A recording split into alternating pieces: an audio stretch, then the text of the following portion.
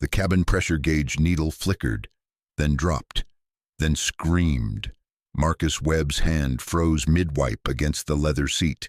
In row 3 of the Sterling Aviation Gulfstream G650. The sound was wrong.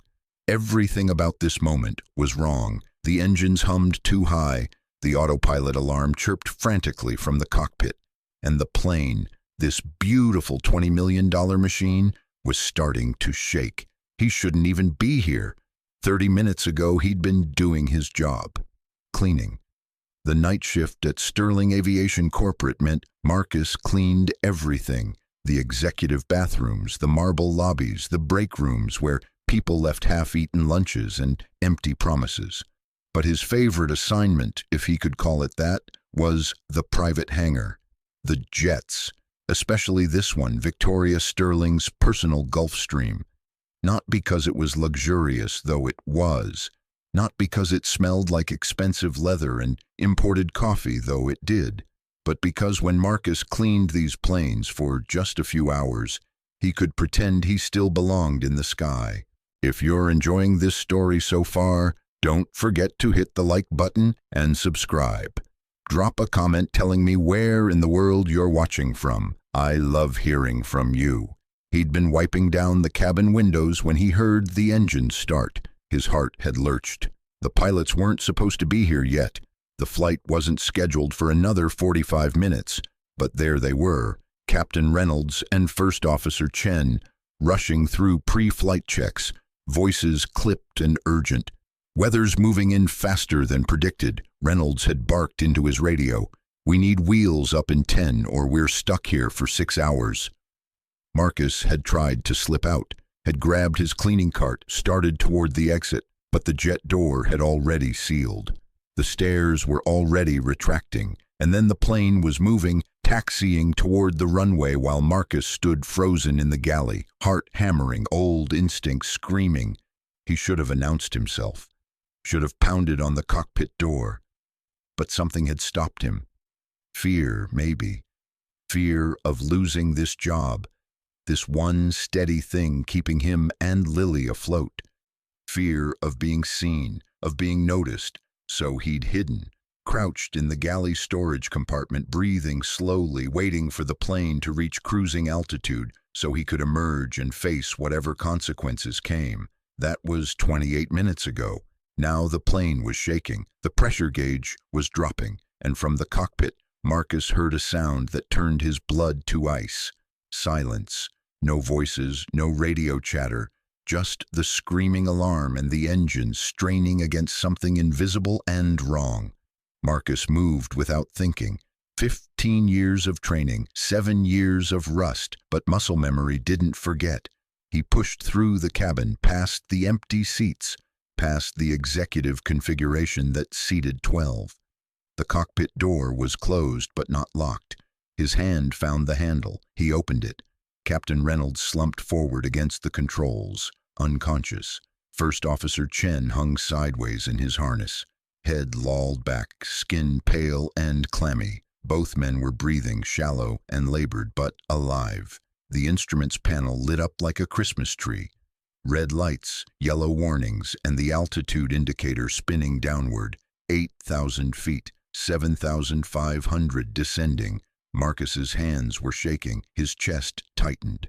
The last time he'd sat in a cockpit, the last time he'd touched these controls, his wife had been beside him, Sarah. Her laugh, her steady hands, her voice in his headset saying, "I've got it, Marcus, I've got it." But she hadn't. Nobody had. The crash had taken her. The investigation had taken his license. The lawyers had taken everything else. 7,000 feet now. The plane shuddered, caught in wind shear. Marcus forced himself into the captain's seat, pushed Reynolds gently aside. His hands found the yoke, solid, real, terrifying. "Okay," he whispered to himself. "Okay. You remember this. You remember." He scanned the instruments. Autopilot disengaged. Engines functioning but struggling. Hydraulics normal, fuel adequate. The problem wasn't mechanical. The problem was the two unconscious pilots. and the storm cell they were flying straight into behind him, a voice, sharp, cold, furious. "What the hell are you doing?" Marcus didn't turn, couldn't. His hands were already moving, adjusting trim, pulling back on the yoke, fighting to stabilize the descent. I said, "What are you doing in my cockpit?"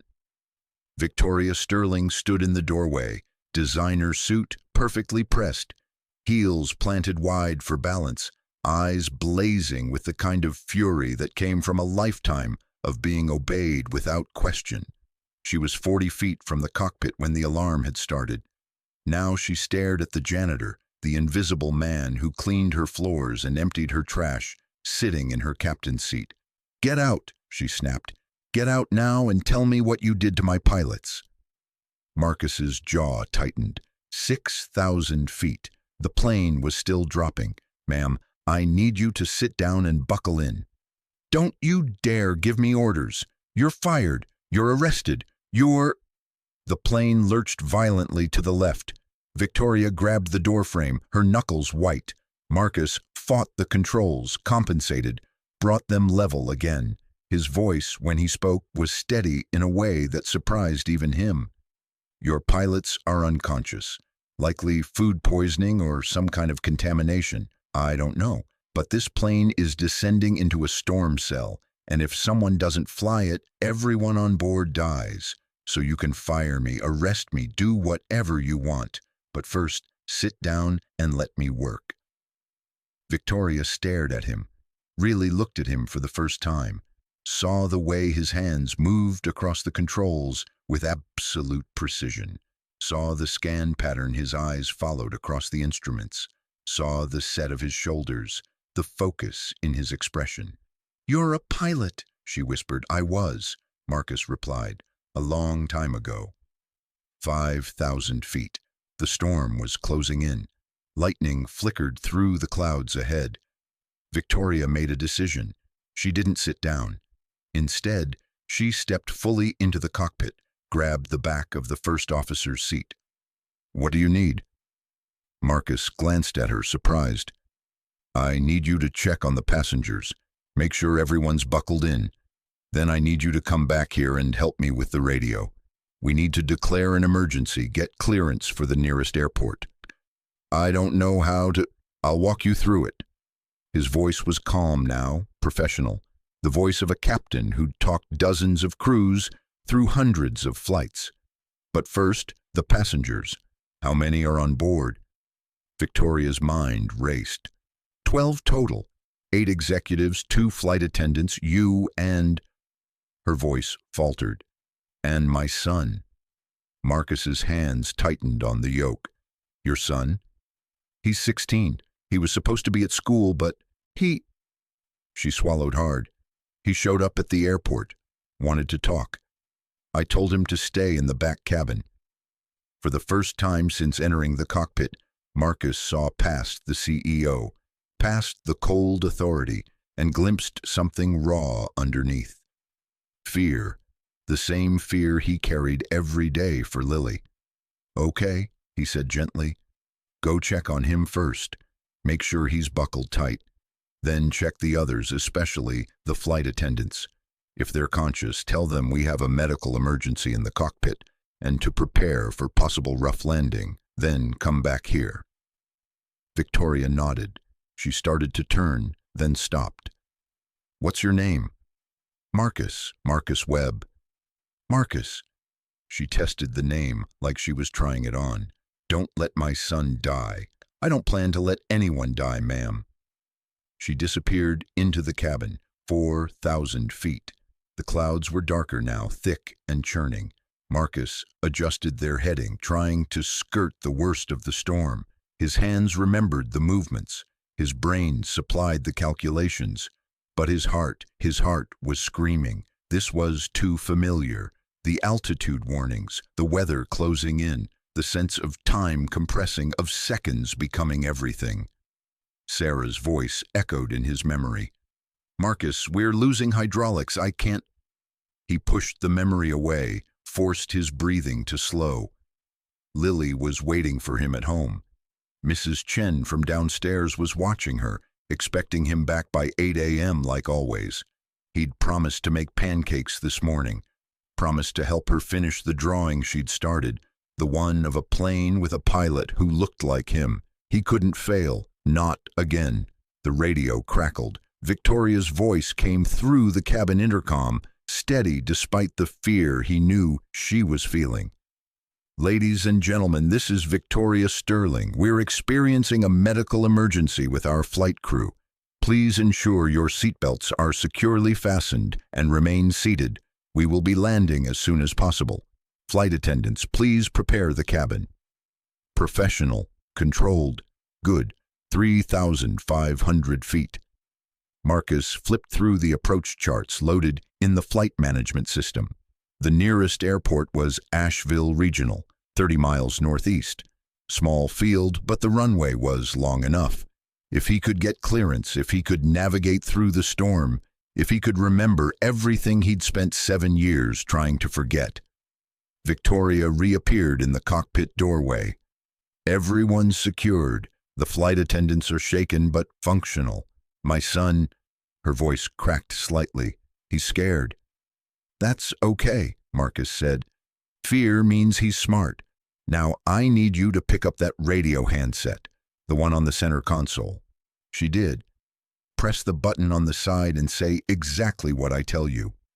Victoria's hand shook slightly as she pressed the transmit button. Marcus spoke clearly. "Mayday, Mayday, Mayday.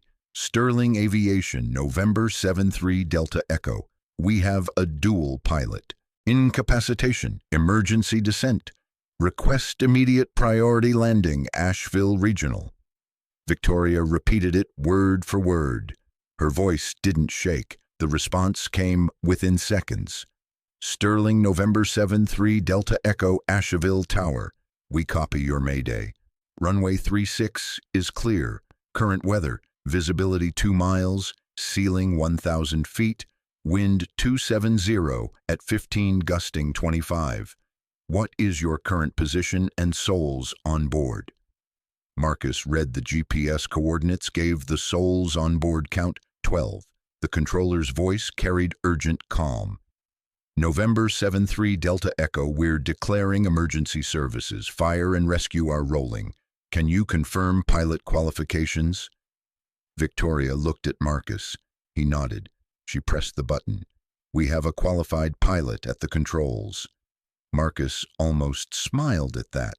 Qualified, not licensed, not current, but qualified. 2,000 feet. The clouds swallowed them. Rain hammered the windscreen. The plane bucked and shuddered. "Marcus?" Victoria's voice was quieter now. "Yeah?" "Have you done this before? Landed in weather like this?" He adjusted the flaps, configured for landing approach. "I've landed in worse." "When?" "A long time ago." She waited, but he didn't elaborate. Instead, he focused on the instruments, on the invisible path through the storm that would get them to the runway. 1,500 feet. The visibility was near zero. Marcus flew by instruments alone, trusting the numbers, trusting the geometry of approach angles and descent rates that lived somewhere deep in his brain where rust couldn't reach. Victoria gripped the back of his seat. "My son's name is Daniel." Marcus understood. She was giving him a reason, a name, making it personal. "I have a daughter," he said quietly. "Lily, she's 7. Does she know you fly?" "She thinks I push a broom." 1,000 feet. The runway should be ahead. Marcus strained to see through the rain. "Why?" Victoria asked. "Because heroes don't wear janitor uniforms." "That's not true." Marcus glanced at her. For the first time since she'd stormed into the cockpit, her expression was soft, human. "Maybe not," he said, "but it's what the world teaches kids like her." 500 feet. Still no runway, just gray and water and wind. Then through a gap in the clouds, a flash of lights. Runway edge markers. Marcus's hands moved with absolute certainty now. Throttle back, nose up slightly, compensate for crosswind. The plane settled, fighting him, fighting the storm. 200 feet, 100. The wheels kissed the runway, bounced once, settled again. Marcus deployed thrust reversers, applied brakes. The plane decelerated, eating up runway fast but controlled. They rolled to a stop, 6,000 feet down the 8,000-foot runway. Silence filled the cockpit. Just the rain hammering the fuselage and the distant wail of emergency vehicles approaching. Victoria's hand was still gripping the seat back. Her knuckles were white. "You did it," she whispered. Marcus let out a breath he didn't know he'd been holding. His hands were shaking now, adrenaline crash hitting hard. "We did it," he corrected. Emergency vehicles surrounded the plane within minutes. Paramedics rushed aboard, went straight to the cockpit, began treating Captain Reynolds and First Officer Chen. Victoria stood aside, watching as they worked. Her son appeared at her shoulder, pale and shaken. She pulled him close, held him tighter than she had in years. Marcus sat in the captain's seat, unable to move yet. His legs felt like water. A paramedic touched his shoulder. "Sir, are you injured?" He shook his head. "You're the one who landed the plane." Marcus nodded. "Hell of a job." The cockpit emptied slowly. The unconscious pilots were loaded onto stretchers. The passengers evacuated down the emergency stairs into the rain. Marcus finally stood, his body aching with exhaustion he hadn't noticed until now. Victoria waited for him at the cockpit door. "Marcus Webb," she said slowly, "former pilot." "Former," he emphasized. "Why the former?" He met her eyes. "That's a long story, ma'am.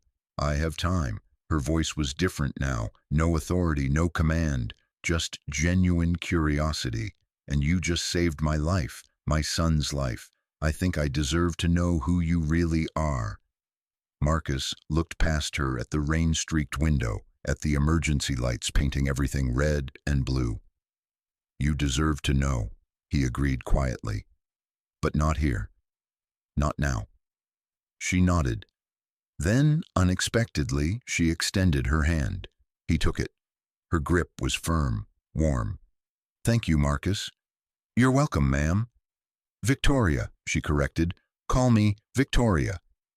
As they descended the stairs into the rain, surrounded by emergency workers and questions and the chaos of an aviation incident, neither of them knew that this moment, this collision of two lives separated by wealth and circumstance and the invisible walls of class, was only the beginning.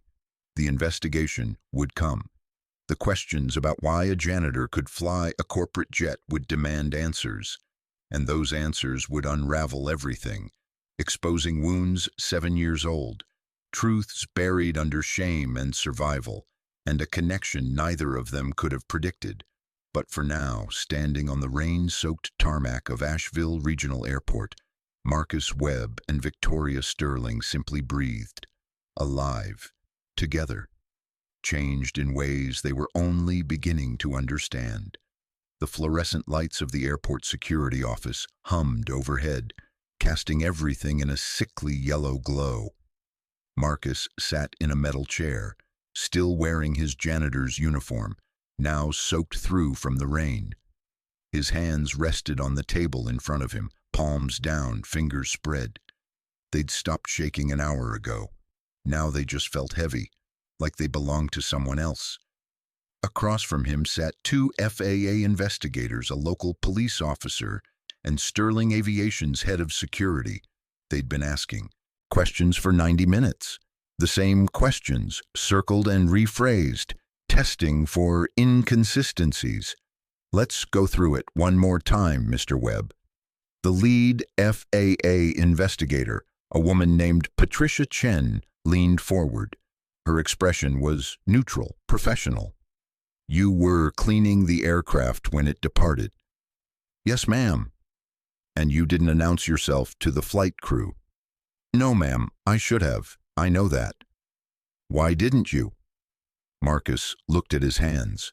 The truth sounded pathetic even in his own head. "I was afraid of losing my job." Patricia made a note. So you hid in the galley's storage compartment during takeoff? Yes, for approximately 28 minutes. I wasn't counting, but that sounds right. And then you heard the autopilot alarm and entered the cockpit? Yes. Where you found both pilots unconscious? Yes. Patricia set down her pen. Mr. Webb, you understand how this looks. An unauthorized person in the cockpit. 2 pilots mysteriously incapacitated. Some people might find that suspicious. Marcus's jaw tightened. Are you suggesting I poisoned them? I'm not suggesting anything. I'm trying to establish facts. The Sterling Aviation security chief, a thick-necked man named Garrett, spoke up. His tone was less diplomatic. What I want to know is how a janitor knows how to fly a $70 million aircraft. $65 million, Marcus corrected quietly. The G650 base price is $65. You probably paid more with customization. Garrett's face reddened. Answer the question. I'm a pilot, or I was. I held an ATP license, airline transport pilot, with type ratings for Boeing 737, 757, and Gulfstream G-series aircraft. The room went quiet. Patricia picked up her pen again. Held, past tense. My license was revoked 7 years ago. Why? Marcus closed his eyes briefly. He'd known this was coming, had known it the moment he sat in that captain's seat. The past didn't stay buried when you did something this visible. I was flying for Coastal Airways, March 15th, 7 years ago. Flight 483, Seattle to San Francisco. My wife, Sarah, was my first officer. His voice was steady, but quiet. We encountered severe wind shear on approach, lost control. The plane went down short of the runway. 78 passengers, 5 crew members. Patricia's expression softened slightly. I remember that accident. The investigation ruled it was pilot error. The investigation was wrong. Marcus's voice hardened. We lost hydraulics due to a faulty valve that maintenance had flagged but the airline ignored. The wind shear hit at the worst possible moment. We did everything by the book, but the plane wouldn't respond. Sarah died in the crash. So did 14 passengers. The airline needed someone to blame, and dead pilots can't defend themselves. I survived, so I became the convenient scapegoat. You appealed the findings, Patricia said. It wasn't a question. For 2 years. Spent every dollar I had on lawyers. But fighting an airline with unlimited resources when you're a single parent, working 3 jobs to keep your kid housed and fed? He shook his head. Eventually I ran out of money. The license stayed revoked. Garrett leaned back, arms crossed. So you're telling us that the only reason you could land that plane today is because you're actually an experienced pilot who lost his license under questionable circumstances? That's exactly what I'm telling you. Convenient story. Marcus met his eyes. It's the truth. You can verify every word. The accident report is public record. My employment history is public record. My license revocation is public record. And yet you didn't think to mention any of this when you applied to work at Sterling Aviation. Would you have hired me if I had? Marcus asked quietly. A pilot who lost his license, who spent years fighting the FAA. I needed work. I needed stability for my daughter. So I checked the box that said I could push a mop and empty trash, and I kept my head down and did my job. The door to the security office opened. Victoria Sterling stepped inside, still in her suit, but with her hair down now, no longer perfectly composed. Daniel followed close behind her, eyes red from crying. They'd been separated for questioning immediately after landing. This was the first time Marcus had seen them since the tarmac. Ms. Sterling, Garrett stood quickly, you shouldn't be in here during the investigation. This is my company, Victoria said coldly. My plane, my crew. I'll be wherever I determine I need to be. She looked at Marcus. How long have you been questioning him? Patricia answered. About 90 minutes. We're just trying to establish the facts. The facts are simple, Victoria said. My pilots collapsed. My plane was falling out of the sky. Mr. Webb saved 12 lives, including my son's and mine. Those are the only facts that matter to me. Garrett shifted uncomfortably. With all due respect, ma'am, we need to determine if Mr. Webb had any involvement in the pilot's incapacitation. Victoria's eyes flashed. That's absurd. The medical team already confirmed both pilots showed symptoms consistent with food poisoning. They ate seafood at the airport restaurant before the flight. Mr. Webb was cleaning the plane. Unless you're suggesting he poisoned their lunch before they even ordered it, I'd appreciate you focusing on relevant questions. Daniel spoke up, his voice cracking slightly. He saved us. I was there. I saw what happened. He knew exactly what he was doing.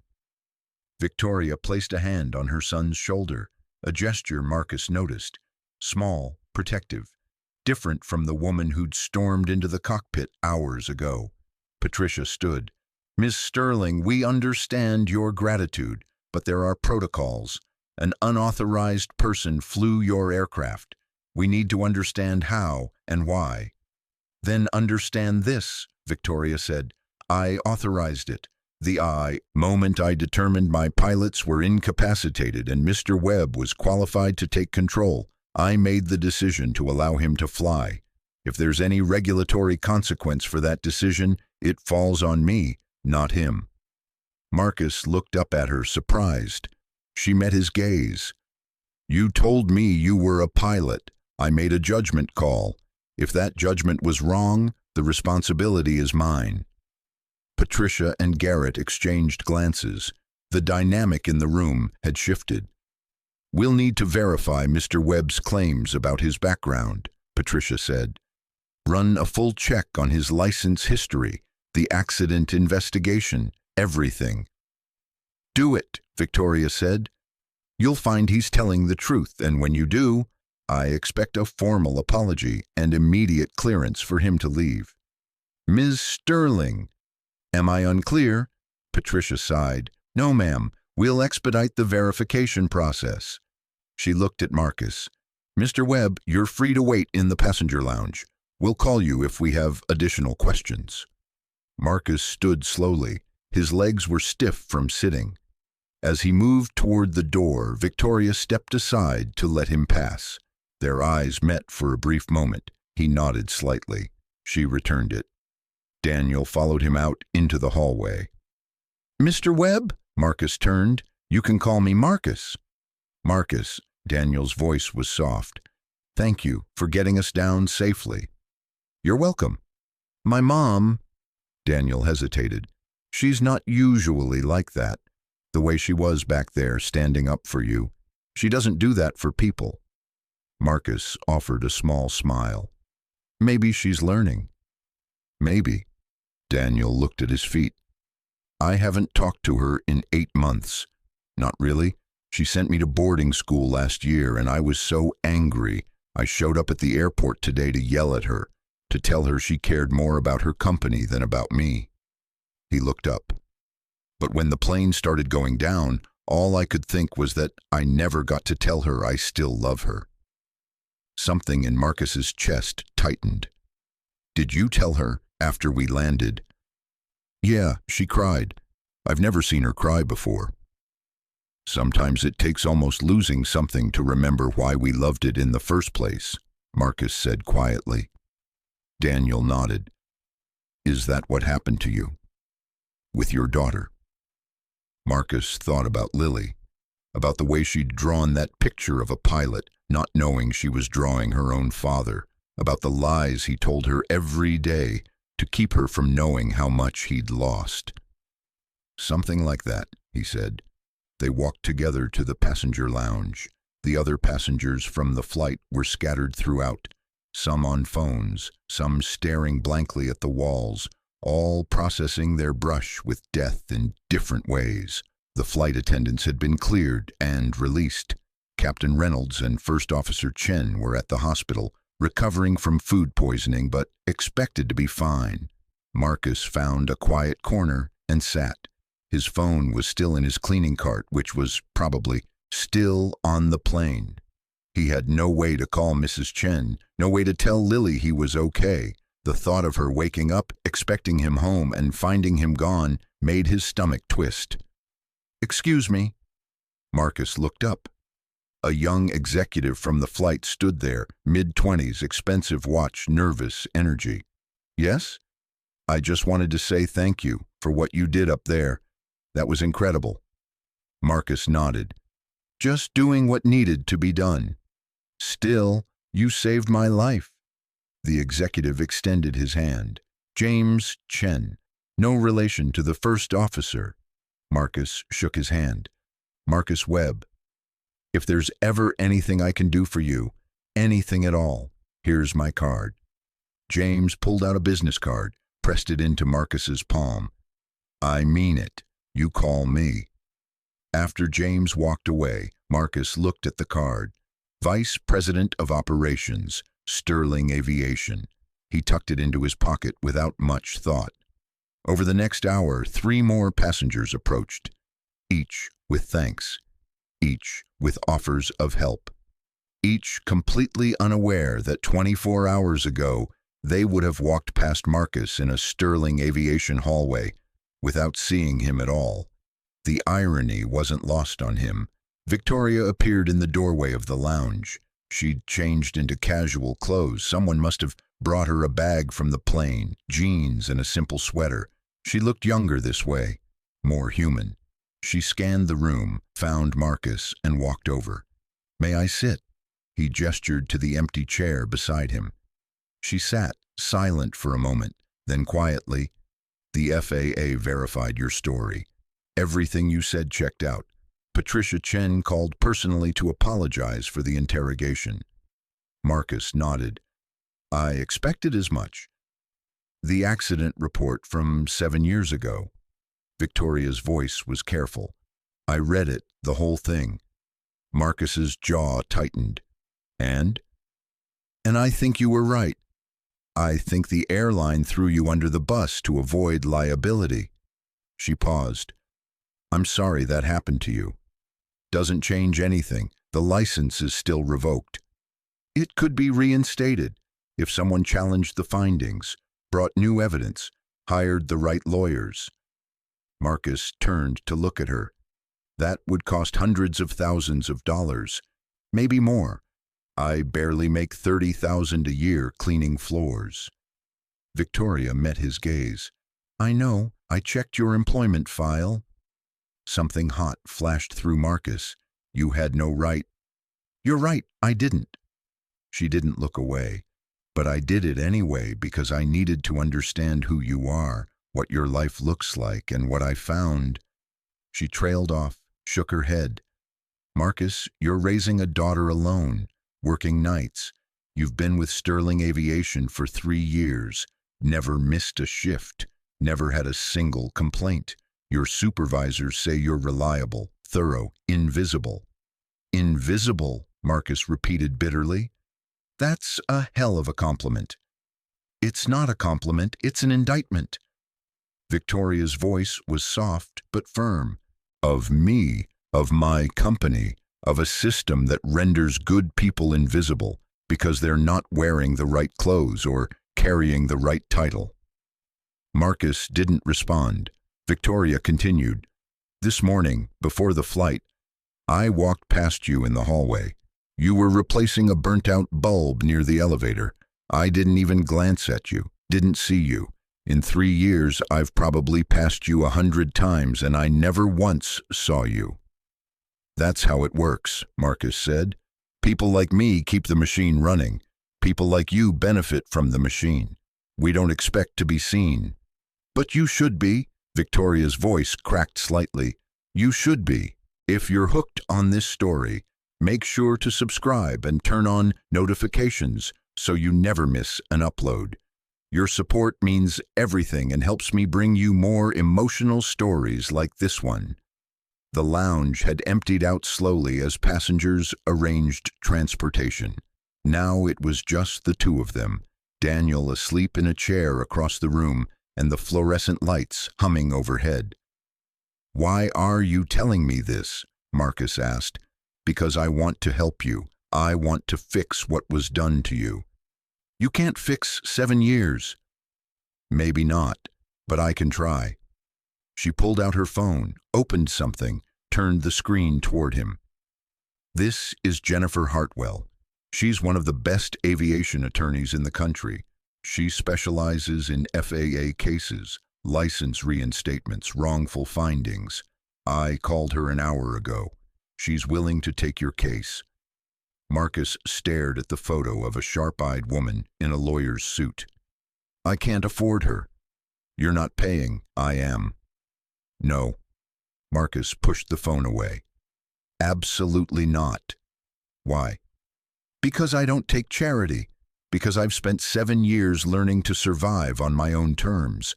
Because accepting your money means owing you, and I don't want to owe anyone." Victoria's eyes flashed. "This isn't charity. This is justice." "Justice?" Marcus laughed, a harsh sound. "You think hiring an expensive lawyer is justice? You think you can write a check and fix what the world did to me? I think I can give you a fighting chance that you've never had. And what do you get out of it?" Marcus leaned forward. "What's your angle here, Victoria? You feel guilty because I saved your life. You want to be the hero who rescued the fallen pilot. Or is this just another business decision, good PR for the CEO who stands by her employees?" Victoria flinched.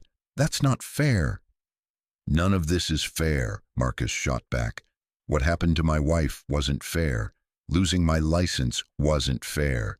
Spending 7 years cleaning toilets while pilots with half my skill fly million-dollar planes wasn't fair. You want to help me? You want to make it right? You can't, because fair doesn't exist for people like me." Silence stretched between them. Victoria's eyes were wet, but she didn't look away. "You're right," she said finally. "It's not fair, and I can't fix it all. But I can try to fix this one thing. Not because I want something from you, not because I'm looking for good PR, but because you saved my son's life, and I will spend the rest of mine trying to repay that debt."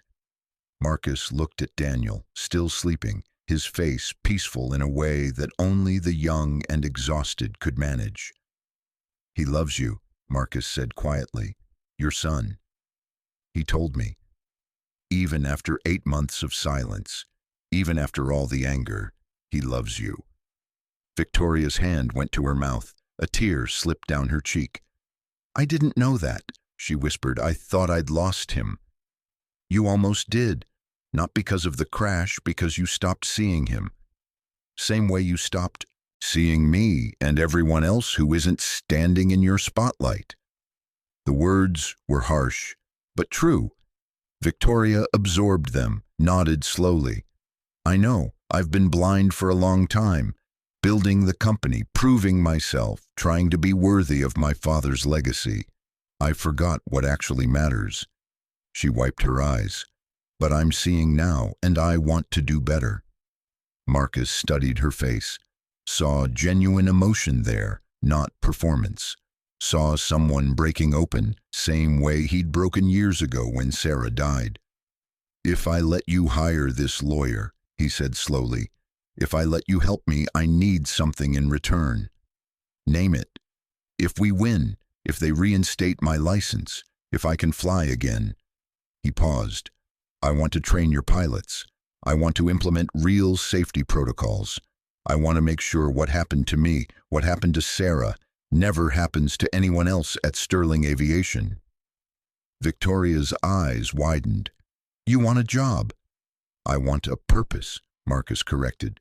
"I want my daughter to see her father doing what he was meant to do, and I want to earn it, not have it handed to me because you feel guilty."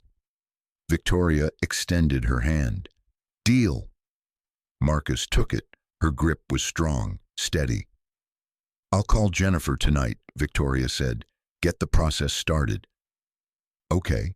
They sat in silence for a few more moments. Outside the windows the storm had passed.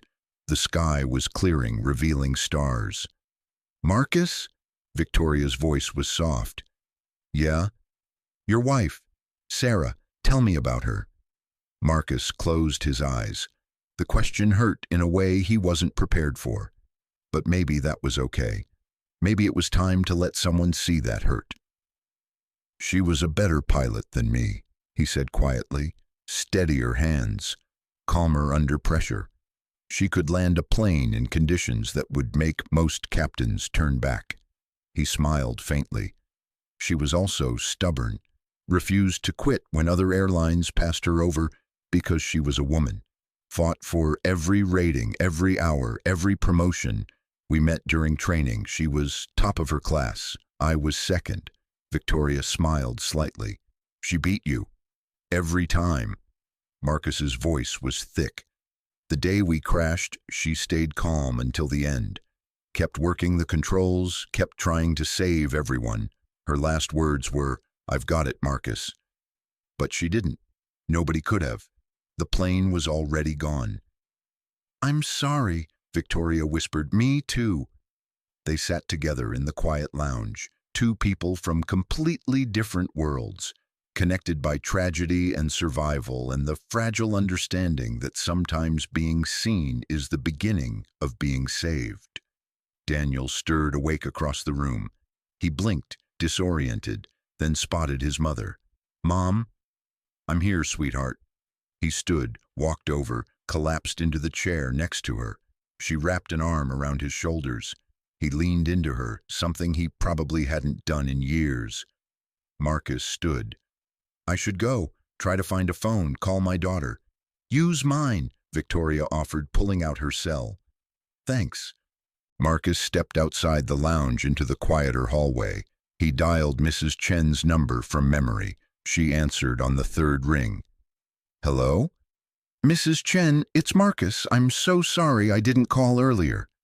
"Marcus, oh, thank God. Lily's been asking for you. Are you okay? I saw the news about a Sterling plane making an emergency landing." "I'm fine. I'll explain everything when I get home. Can I talk to Lily?" "Of course, hold on." Rustling sounds, then a small voice, thick with sleep. "Daddy?" Marcus's throat tightened. "Hey, baby girl. You're late. You promised pancakes." "I know, I'm sorry. Something happened at work." "Are you okay?" "I'm okay. I'll be home soon." "Daddy?" Her voice got quieter. "I had a scary dream. There was a plane and it was falling and you weren't there." Marcus's eyes burned. "I'm here, Lily. I'm always here." "Promise?" "Promise." "Okay, hurry home. I want pancakes." "Chocolate chip?" "Extra chocolate chip." He smiled. "You got it, sweetheart. I love you." "Love you too, Daddy." The line clicked. Marcus stood in the hallway, holding Victoria's phone, letting the tears come finally. When he returned to the lounge, Victoria and Daniel were talking quietly. They looked up when he entered. "Everything okay?" Victoria asked. "Yeah, my daughter's waiting for me." "I arranged a car service," Victoria said. "They'll take you home, wherever you need to go." "You didn't have to do that." "I know." Marcus handed back her phone. "Thank you for everything." "Marcus," Victoria stood. "This isn't over. The investigation, the lawyer, getting your license back. It's going to be a fight." "I'm used to fighting." "I know, but this time you won't be fighting alone." He looked at her, at this woman who 12 hours ago had been invisible to him in a different way. She'd been a name, a presence, a force, but not a person, not real. Now she was both. "Okay," he said. "Together then." Daniel stood too. "Can I say something?" Marcus nodded. "My mom's going to screw this up sometimes. She's going to make mistakes and say the wrong thing and probably try to fix problems that don't need fixing. But she means well, and she keeps her promises. So if she says she's going to help you, she will." Victoria looked at her son, surprise and pride mixing on her face. Marcus smiled. "Thanks for the warning." "Also," Daniel added, "if you ever need someone to watch your daughter or help with homework or whatever, I'm around. I'm pretty good with kids." I'll keep that in mind. As Marcus left the airport, climbing into the town car Victoria had arranged, he looked back through the glass doors. Victoria and Daniel stood together, her arm around his shoulders, both of them watching him leave. For the first time in 7 years, Marcus felt something he'd almost forgotten how to feel. Hope. The car pulled away into the night, carrying him toward home, toward Lily, toward a future that suddenly seemed less certain but infinitely more possible. Behind him, in the quiet airport lounge, Victoria pulled out her phone and dialed Jennifer Hartwell's number. "Jennifer, it's Victoria Sterling. I have a case for you. It's important, it's urgent, and I need you to win." The investigation was just beginning. The real work, the hard work of rebuilding a life and challenging a system and learning to see each other across the vast divide of class and circumstance. That work was only starting. But for now, tonight, 12 people were alive because a janitor had refused to stay invisible. And that, Victoria thought as she held her son close, was where everything truly began. Part 3 will bring the crisis. The board's fury, the media storm, the fight for Marcus's license, and the ultimate test of whether Victoria's transformation is real or just another performance. The collision has happened. Now comes the reckoning. The Sterling Aviation boardroom occupied the entire 42nd floor, floor-to-ceiling windows overlooking downtown Seattle, a table carved from single piece of mahogany, leather chairs that cost more than Marcus earned in 6 months. Victoria had been in countless meetings here, but she'd never felt the air this cold. 8 board members sat around the table, all men except for Patricia Okoye, CFO, who looked at Victoria with something between sympathy and warning. At the head sat Martin Sterling, Victoria's uncle, her father's younger brother, the man who'd expected to inherit the company before Victoria's father changed his will. "Let me make sure I understand correctly."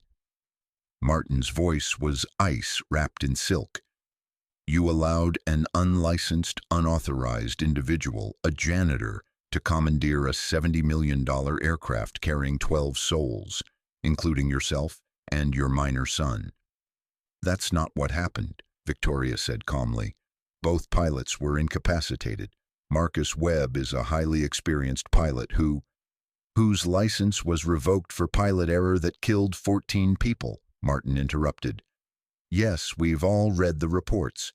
What I'm struggling to understand is why you didn't declare an emergency and ditch the aircraft rather than allow this man, this liability, to take control." "Because ditching would have killed us all," Victoria replied. "We were over mountains in a storm. Marcus had the qualifications and the skill to land safely, which he did. Everyone walked away into a media nightmare." Patricia Okoye pulled up her tablet. "Let me read you some headlines. Sterling Aviation CEO entrusts life to unlicensed janitor. Company that fired pilot for fatal crash now lets him fly again. From mop to cockpit, Sterling's safety standards questioned." She looked up. "Our stock dropped 4% in the last 2 days. Insurance carriers are already making noise about our coverage. The FAA is launching a full investigation into our safety protocols." "The FAA already cleared the incident," Victoria said. "They cleared the emergency response," Martin corrected. "They're investigating why Sterling Aviation hired a pilot with a revoked license to clean toilets without proper background disclosure, and why that individual had access to secure aircraft. He disclosed everything on his employment application. We knew he had aviation background. Did you know about the crash? About the 14 deaths?" Victoria hesitated. That fraction of a second was enough. Martin leaned forward. "You didn't, because you don't read employment applications for janitors. Nobody does. But now that it's public, now that we're exposed, we need to contain the damage." "What are you suggesting?" Victoria's voice was dangerously quiet. Terminate Mr. Webb immediately. Issue a statement that he violated company policy by accessing restricted areas without authorization. Express gratitude for his actions while making clear that he will face no further employment with Sterling Aviation. Absolutely not. Victoria, he saved 12 lives, including mine and my son's. I will not throw him away to protect our stock price. Patricia spoke up, her tone gentler. Victoria, I understand your position, but the board has a fiduciary responsibility. Our exposure here is significant. If we're seen as employing someone with a history like Mr. Webb's, if something happens, anything, we're liable for negligence. The smart move is to distance ourselves publicly and completely. The smart move, Victoria repeated slowly, is to betray the man who saved my life, because it's better for business. It's not betrayal, Martin said. It's pragmatism. Welcome to corporate leadership. Victoria looked around the table, saw the faces of people she'd worked with for years, respected, trusted, saw them all nodding, agreeing, ready to sacrifice Marcus on the altar of quarterly earnings and risk management. No, she said. I'm sorry. Martin's eyebrows rose. I said no, I won't do it. Victoria, you're not hearing us. I'm hearing you perfectly. Victoria stood. You want me to fire a good man, a hero, because it's convenient, because it protects us, because we can afford lawyers and PR firms and whatever it takes to make this go away, and he can't. That's exactly the kind of thinking that's wrong with this company, with this industry, with people like us. Martin's face hardened. Careful, you're talking to the board. I'm talking to my conscience, Victoria shot back. Something I should have been doing for years. She pulled out her phone, placed it on the table, opened a document. This is Jennifer Hartwell's preliminary assessment of Marcus Webb's case, the accident 7 years ago. She believes the original findings were compromised, that the airline pressured investigators, that maintenance records were altered, that Marcus Webb and his wife were scapegoated for mechanical failure that the company knew about and ignored. Silence. If she's right, Victoria continued, if we can prove the license revocation was unjust, then Marcus deserves reinstatement, and Sterling Aviation is going to pay for his legal representation. Out of the question, Martin snapped. It's already done. I authorized the retainer this morning. Patricia's eyes widened. You don't have authority to make that expenditure without board approval. I have discretionary authority up to $500,000 for legal matters. Jennifer's retainer was $495,000. I'm well within my rights. Martin's face went red. That discretion is for company legal issues, not personal charity projects. Marcus Webb saved company assets valued at $70 million and 12 human lives. His legal defense is absolutely a company issue. The board will overturn this, Martin warned. Try it, and I'll go to the press. I'll tell them exactly how Sterling Aviation treats the people who save lives, how we value stock prices over human decency, how we threw away a hero because he was inconvenient. Victoria's voice was steel. See how that plays for our quarterly earnings. The room erupted. Board members talked over each other, angry, shocked, calculating. Patricia raised her hands for quiet. Let's all take a breath, she said. Victoria, you've clearly made up your mind, but you need to understand the position this puts the board in. If we support this, we're accepting liability for Webb's past. We're inviting scrutiny of our hiring practices. We're doing the right thing, Victoria interrupted. For once. Martin stood. I'm calling for a vote. All in favor of terminating Victoria's authority to spend company funds on Marcus Webb's legal case and requiring immediate termination of Webb's employment. 6 hands rose immediately. Patricia hesitated, then lowered her hand. 1 abstention. Motion carries, Martin said coldly.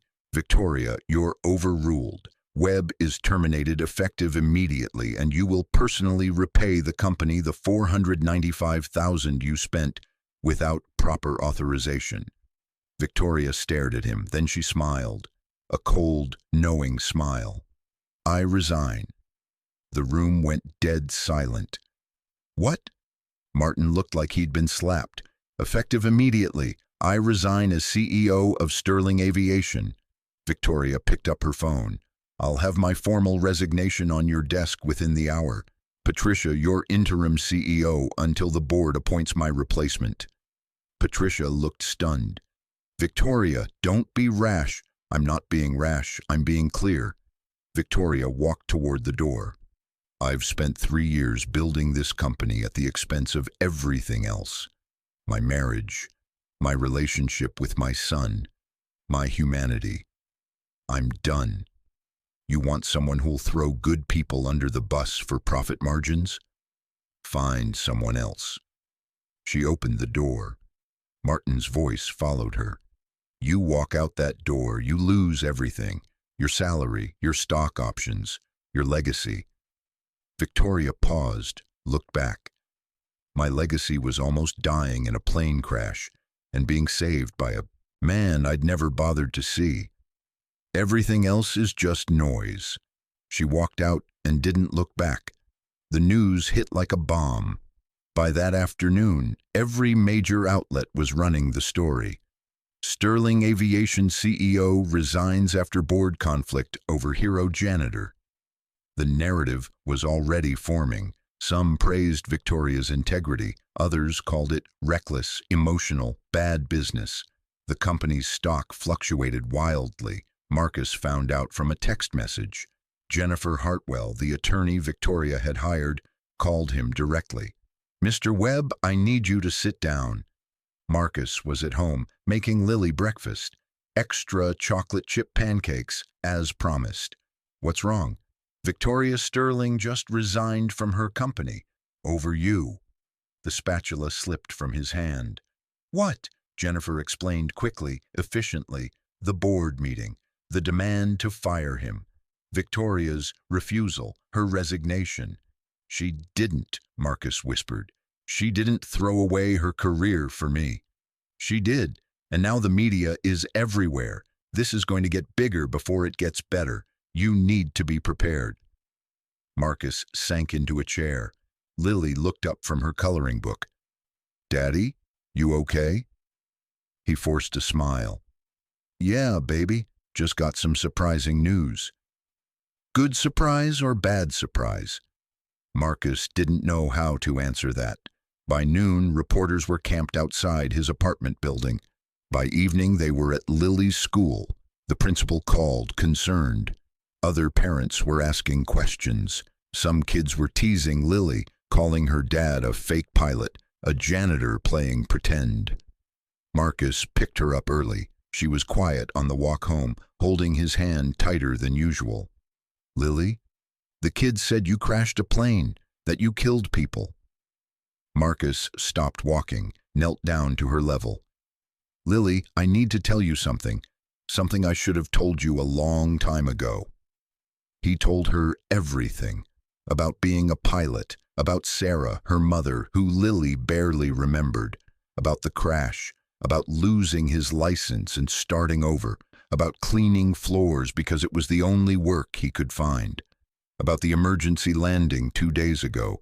Lily listened, her 7-year-old face serious and sad. You were a real pilot? I was. And Mama died in a plane. Yes. Were you sad? Every day. Lily threw her arms around his neck. I'm sorry the kids were mean. You're a good daddy. The best daddy. Marcus held her close. This small, fierce person who loved him without conditions or judgments or questions about his worth. You're the best daughter, he whispered back. That evening there was a knock on his door. Marcus opened it to find Victoria standing there, wearing jeans and a sweater, no makeup, eyes tired but clear. Can I come in? Marcus stepped aside. Lily peeked out from the kitchen. Who's that? "This is Miss Victoria," Marcus said. "She's a friend." Victoria knelt down. "You must be Lily. Your dad talks about you all the time." Lily studied her with the brutal honesty of children. "You're pretty. Are you Daddy's girlfriend?" "Lily!"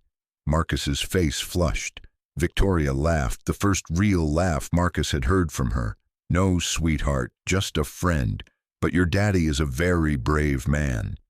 "I know," Lily said matter-of-factly. Then she returned to her coloring. Marcus led Victoria to the small living room. They sat on his second-hand couch, the kind with worn cushions and a coffee stain no amount of cleaning could remove. "You resigned," Marcus said.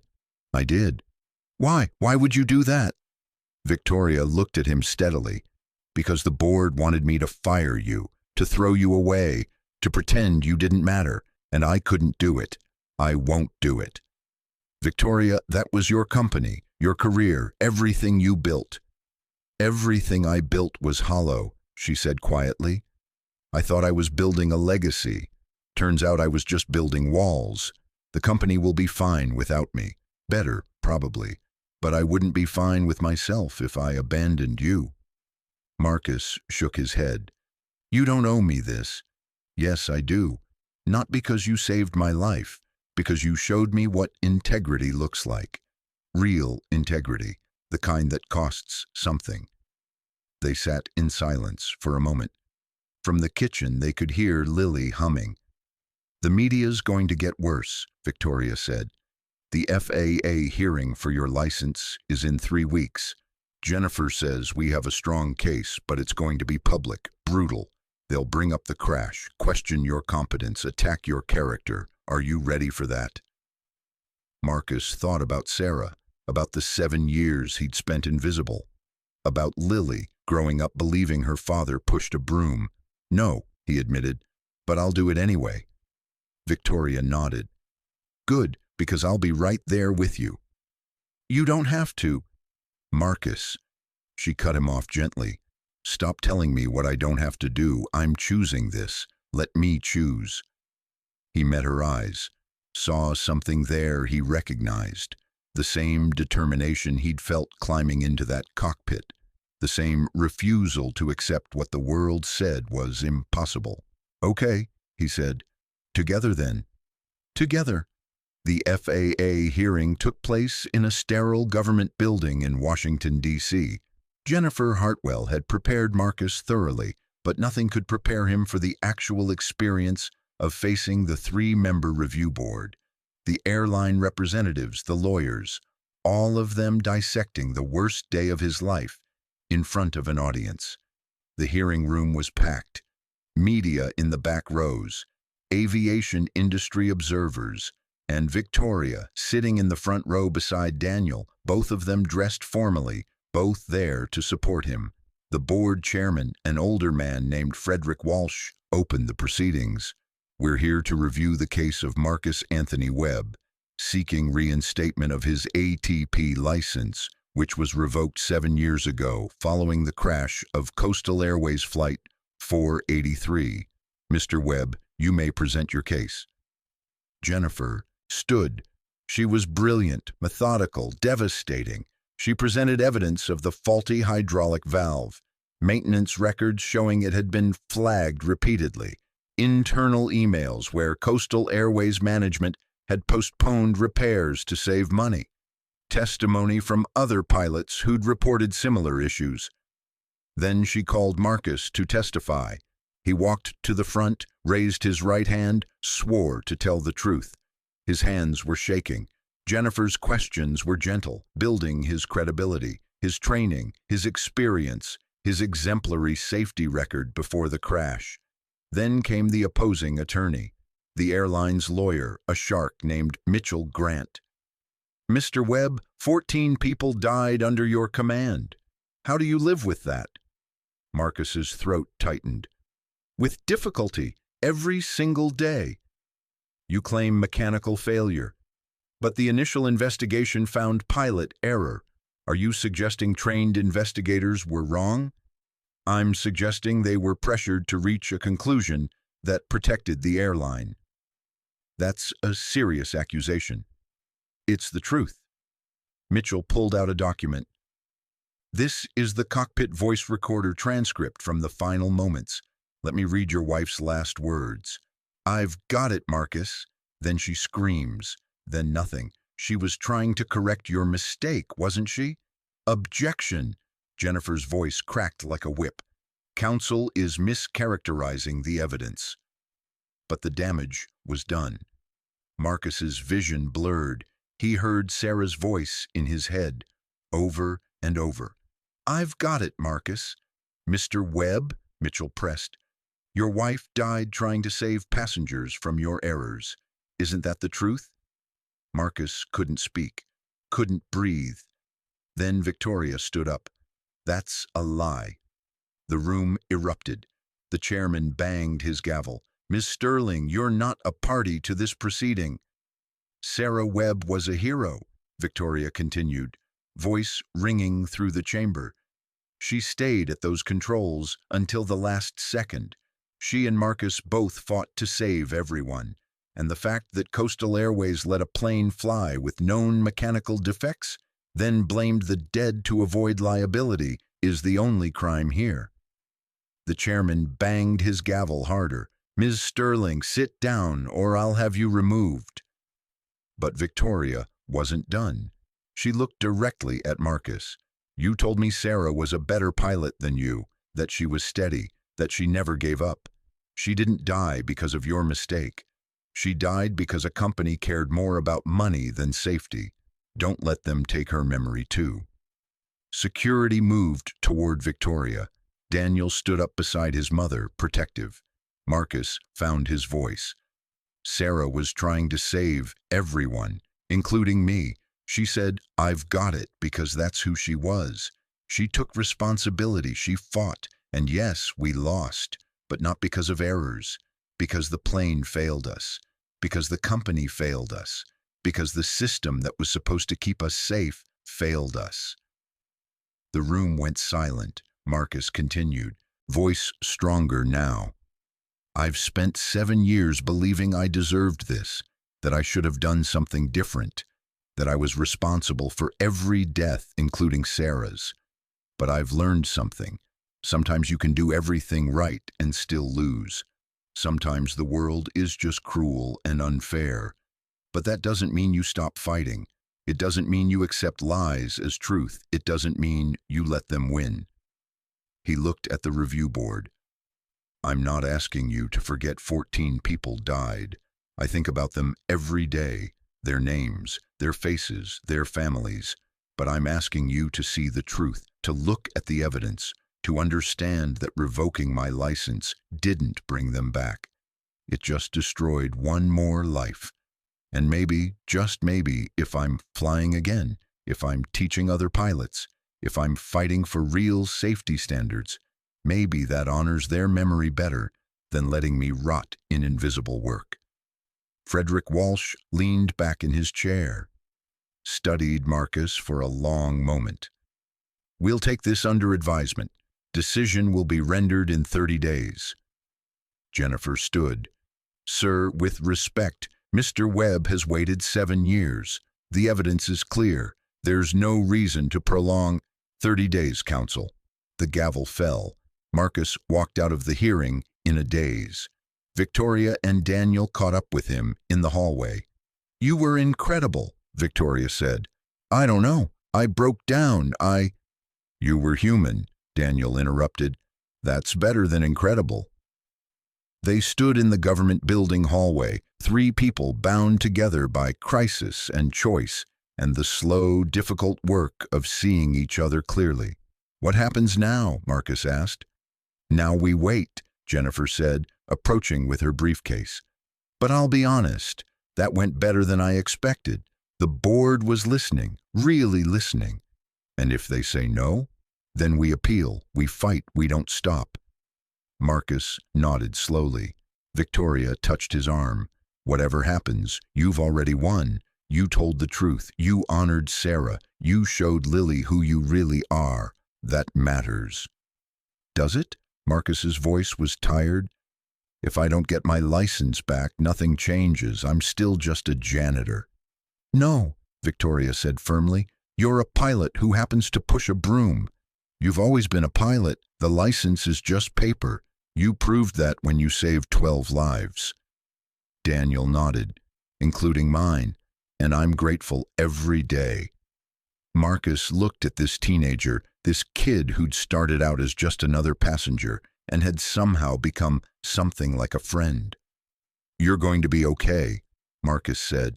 You and your mom. I know, Daniel replied, because she's different now. We both are. Victoria's eyes filled. I got 8 months back with my son because of you. Even if nothing else good comes from this, that's enough.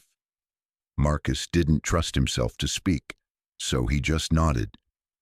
28 days later, Marcus was at home when the call came. Jennifer Hartwell, her voice professional but carrying an undertone of something that made his heart race. Marcus, the FAA board released their decision. He sat down. Lily was at school. The apartment was quiet. Okay. They're reinstating your license. The world stopped. What? Full reinstatement. They reviewed all the evidence, found the original investigation was compromised, determined that you and Sarah acted appropriately given the circumstances, and concluded that the revocation was unjust. Jennifer's voice cracked slightly. Marcus, you're a pilot again. He couldn't speak, couldn't breathe. 7 years. 7 years of believing he'd never fly again. There's more, Jennifer continued. Coastal Airways is facing a federal investigation into their maintenance practices and the conduct of the original investigation. The families of the victims are being notified that they may have grounds to reopen their lawsuits against the airline. This is bigger than just your license. This is justice. Marcus's hands shook. I don't know what to say. Say you'll come to Seattle next week. Sterling Aviation wants to meet with you. But Victoria resigned. She's not. The board fired Martin Sterling yesterday, brought Victoria back as CEO with a new contract that gives her final say on all personnel and safety decisions. She wants to offer you a job. Marcus laughed, a sound caught between a sob and joy. Doing what? Director of Aviation Safety. You'd oversee all pilot training, safety protocols, and compliance across the entire Sterling fleet. Salary of $250,000, full benefits, college fund for Lily, and a commitment to implement every safety reform you want. That's not real. That can't be real. It's real, Marcus. You earned it, every bit of it. After he hung up, Marcus sat in his small living room, surrounded by second-hand furniture and memories of 7 hard years, and cried. For Sarah, for the passengers they'd lost, for the life he'd thought was gone forever, for the daughter who'd loved him when he had nothing else. Then he pulled himself together and went to pick up Lily from school. She ran to him like she did every day, backpack bouncing, smile wide. Daddy, I got a gold star in reading. He scooped her up, spun her around. That's amazing, baby girl. Why are you so happy? Marcus set her down, knelt to her level. Because Daddy got his pilot's license back. I'm going to fly planes again. Lily's eyes went huge. Really, really, really, really, really. She threw her arms around his neck. I'm so proud of you. I'm proud of you too, Lily. You're the reason I kept going, the reason I didn't give up. She pulled back, looked at him seriously. Can I tell the kids at school? Marcus laughed. Yeah, you can tell them. 1 week later, Marcus walked into Sterling Aviation headquarters wearing a suit Jennifer had helped him buy. He rode the elevator to the executive floor, the same floor he used to clean at 3 a.m. when nobody was watching. The receptionist smiled at him. Mr. Webb, Ms. Sterling is expecting you. He followed her down the hallway to Victoria's office. The door was open. Victoria stood at the window looking out at the city. Daniel sat in one of the visitors' chairs, doing homework. "Marcus!" Daniel jumped up. "Congratulations on your license." "Thanks, Daniel." Victoria turned. She smiled, and Marcus realized it was the first time he'd seen her truly relaxed. "Director Webb," she said, "welcome to Sterling Aviation." "I haven't accepted the job yet," Marcus reminded her. "I know. I wanted to show you something first." She led him down another hallway to a conference room. Inside, waiting, were Captain Reynolds and First Officer Chen, both recovered. The 8 passengers from the flight, the 2 flight attendants, all 12 people from that emergency landing. They stood when Marcus entered. Jennifer Chen, VP of Operations, stepped forward. "Mr. Webb, we wanted to thank you properly. Each of us is alive because of your skill, your courage, and your refusal to give up. We petitioned the board to create this position specifically for you, because we believe Sterling Aviation needs someone who understands that safety isn't about regulations and protocols. It's about people." Captain Reynolds added, "I've been flying for 30 years. What you did that day, landing in those conditions with 7 years of rust, was the finest piece of flying I've ever witnessed. It would be an honor to train under you." Marcus's throat tightened. "I don't know what to say." "Say yes," Victoria said quietly. "Say you'll help us build something better, something Sarah would be proud of." Marcus looked around the room, at the faces of people who'd been strangers a week ago, at Daniel, who gave him a thumbs up, at Victoria, who'd sacrificed everything to stand by him. "On one condition," Marcus said. "Name it." "I want a memorial in the lobby with the names of everyone who died in the Coastal Airways crash, including Sarah. I want people to remember them, to know their deaths weren't meaningless, that we learned from them, that we're better because of them." Victoria's eyes shone. "Done." Marcus extended his hand. "Then I accept." They shook. The room erupted in applause. 3 months later, the memorial was unveiled. 14 names carved in marble, Sarah Webb's name at the top. Marcus stood before it with Lily on one side, Victoria and Daniel on the other. Lily reached up and traced her mother's name with her finger. "She was brave, wasn't she, Daddy? The bravest person I ever knew. Like you." Marcus smiled. "Like all of us, baby. We're all just trying to be brave."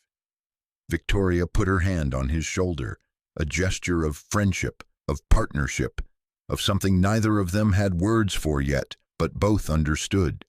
The Sterling Aviation lobby was full of people, employees Marcus now trained, pilots he now mentored, executives who now saw him, media covering the memorial dedication. But Marcus only saw the names on the wall, the people he carried with him, the weight that had become the purpose. Daniel leaned close to his mother. "You did good, Mom." "We did good," she corrected. "All of us." Lily tugged Marcus's sleeve. "Daddy, can we go fly soon? You promised to take me." Marcus knelt down. "Soon, sweetheart, I promise." "In one of the big planes?" "In whatever plane you want." She grinned, then ran off to explore the lobby with Daniel following protectively. Marcus and Victoria stood alone before the memorial. "How does it feel?" Victoria asked. "Having your life back?" Marcus considered that. "Different, good, but not the same as before. I'm not the same." "Neither am I." They stood in comfortable silence, 2 people who'd been invisible to each other now seeing clearly. "Thank you," Marcus said quietly, "for fighting, for not giving up, for seeing me." "Thank you," Victoria replied, "for reminding me what matters, for saving my son, for saving me." "We saved each other," Marcus said. Victoria smiled. "Yeah, I guess we did." As they walked back into the bustle of the lobby, back to the work of building something better, something honest, something that honored the people they'd been, and the people they were becoming. Neither of them noticed the way employees paused to watch, the way respect had replaced invisibility, the way change, real change, had taken root. Because the best transformations aren't loud or dramatic, they're quiet, steady, built one choice, one connection, one moment of courage at a time. Marcus Webb was no longer a janitor playing pretend. He was a pilot, a father, a leader, a man who'd survived the worst and refused to let it define him. Victoria Sterling was no longer a CEO hiding behind walls of wealth. She was a mother reconnecting with her son, a leader rebuilding her company with integrity, a woman learning that power means nothing without humanity, and together they were proof that sometimes the most unlikely collisions create the most beautiful transformations. The marble memorial gleamed in the afternoon light. 14 names, 14 lives, 14 reasons to be better. Sarah Webb's name stood at the top, and somewhere, Marcus believed, she was proud. Thank you so much for watching until the end. If you loved this story, check out the other videos on your screen now. I think you'll really enjoy them. And don't forget to subscribe if you haven't already. See you in the next story.